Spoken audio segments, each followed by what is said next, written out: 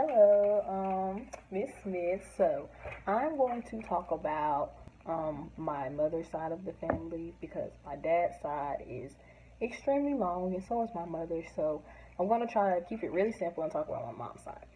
So, I come from a two-parent home. Both my parents have been married for 22 years now. And I have a sister and a brother. I have a picture. I don't know if you can really see, but that's all of us right there. That's my sister. I don't think I have one of my brothers, but it's five of us in the household, and then I have my grandparents. So, my mother's name is LaShawn, my dad's name is Randy, my sister is Charmaine, and my brother is Isaiah. And my mother's side, her father's name is Amos, and my nana, my grandmother's name is Patricia.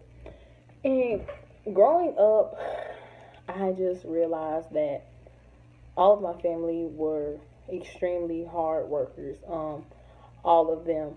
My mother, she has a master's, and my father, he did some college, but he didn't finish.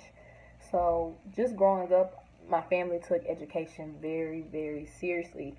And as a child, I never realized exactly why they took it so seriously, but I found out later that my grandfather, he never finished school. So my family put an emphasis on how important it was to get your education because it was hard for him. My nana, she wanted to go to college to be a nurse, but she got pregnant with my mother. Therefore, and she could have went back, but that really hindered her from finishing school. So they put a lot of great emphasis on us furthering our education, taking school seriously, and things of that such nature. And my grandparents are from a neighborhood called, I'm from South Carolina, Greenville, South Carolina. The neighborhood my family comes from a very urban area called West Greenville. And West Greenville, growing up back when my grandparents were younger, it was considered rough for Caucasian people, but for them, it was home, it was a safe place, it was a good neighborhood.